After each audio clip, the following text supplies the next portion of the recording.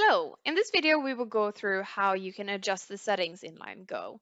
This is something an admin can do, so if you should be an admin, please contact a current admin in your LineGo so they can give you that access. So if we take a look at the bottom left corner, we see that we have a cogwheel. So if we click here, we're brought into the setting page. So here we can see that I have the sales process as the first thing that I can edit. So here we have the start step, which is first contact. So let's say that internally we do not say that the first step is first contact. It could be prospect or anything else. So then I could just rename it. I can change it into a different color.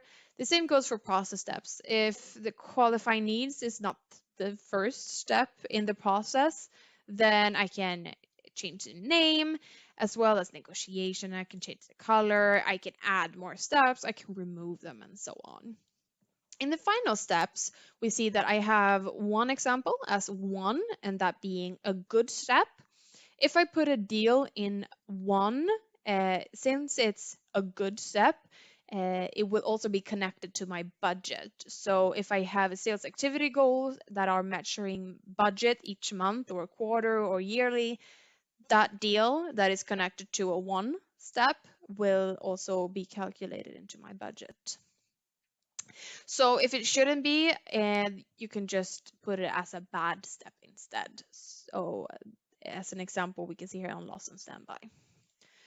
We also have the ability to put sources on our deals or projects. These are some examples. You can delete them, you can add new ones and change them, fitting whatever sources you're usually using. The purpose here is to get the option or ability to get a better insights on why some deals are put in 1 and why some are put in loss and so on.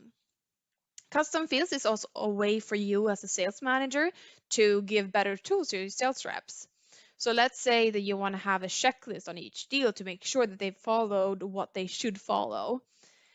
Then you can add a checkbox, multi-select, single select, maybe a date, and you can fill in the name of the custom fields to help your sales rep making sure that they've done their job.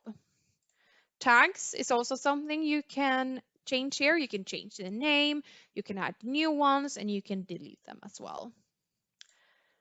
Here we have the option to change the outcome of different lists. So let's say that in the first step of a list status, don't want it to be contacted, rather contacted. I can just change that. The same goes for the different steps. So here we have 3 options. If I put a company or something connected in the list to one of these 3 steps, that is something we call snoozed calls.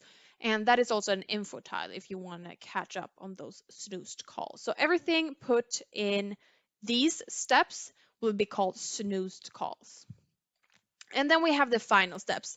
It doesn't matter if it's a good or bad outcome or step, it will still be counted into your sales goals. However, if you have a good sales call, so like a good thumbs up, then you will activate the sales coach, which is the function that is a reminder to put in next step. Okay, so you had a good call. What should you do? Should you add a to do or should you create a new deal? So if you've done any changes, don't forget to save.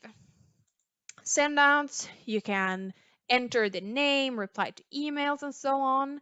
In companies, here you can also add custom fields and tags. The same goes for persons. If you want to import data, I've done a separate video covering that area, but we also have the tab here. If you need to find an API key, you can find that here. This is also where you can administer ERP integration and signals as well once they come in here. If you're looking for a personal API key, you can find them down here through Maximize Go.